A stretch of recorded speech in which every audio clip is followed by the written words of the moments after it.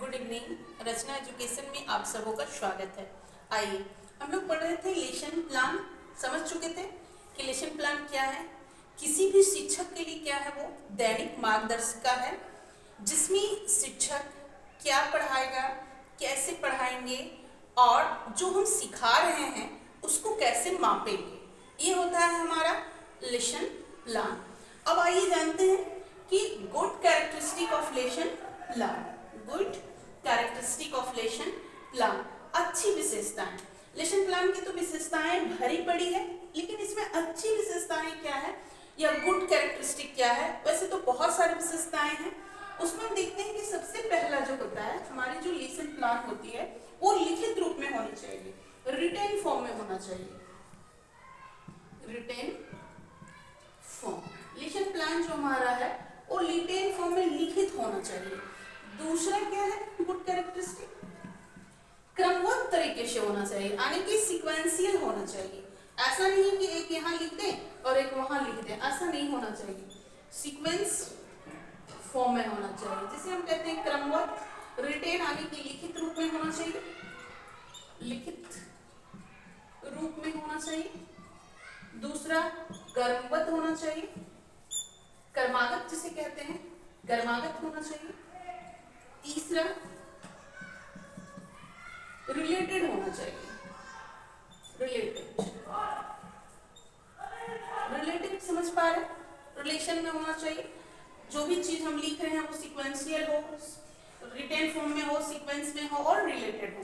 जो भी टॉपिक है वो लिखित फॉर्म में हो, सीक्वेंस फॉर्म में हो और रिलेटेड हो। तो ये था हमारा good characteristic of lesson plan. अब जानते हैं कि लेसन प्लान का फॉर्मेट कैसा होता है। तो आप लोग जानते हैं कि लेसन प्लान की कॉपी अवेलेबल होती है, उसमें हर कोई का फॉर्मेट बना होता है, तो वो फॉर्मेट भी आप जान सकते हैं।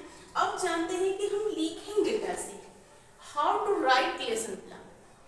तो जनरली जो सबसे ज्यादा उपयोग में आने वाला है वो है हर्बर्ट का पंच पद्धति सिद्धांत। Herbert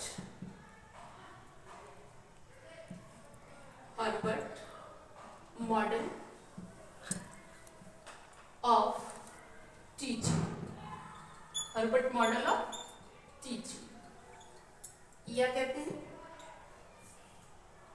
five model of teaching, five model of teaching, five model of teaching. कौन कौन है? प्रिपरेशन, प्रिपरेशन जिसे कहते हैं तैयारी। दूसरा प्रेजेंटेशन, प्रेजेंटेशन। तीसरा कंपैरिजन।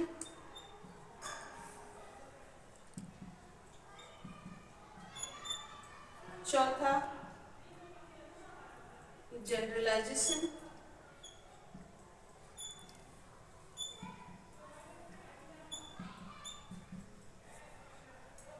पांचवा एप्लीकेशन, एप्लीकेशन। ये था हमारा फाइव मॉडल ऑफ टीचिंग कि कैसे हम प्रिपेयर करेंगे, कैसे हम तैयारी करेंगे, कैसे प्रस्तुत करेंगे, फिर तुलना होगा, फिर जनरलाइजेशन समझ पा रहे, लर्निंग आउटकम, और फिर है एप्लीकेशन जिसे कहते हैं प्रिपरेशन यानी तैयारी, प्रेजेंटेशन प्रस्तुतिकरण,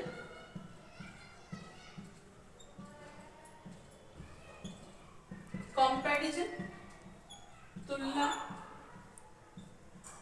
जनरलाइजेशन सामान्यीकरण, सामान्यीकरण और एप्लीकेशन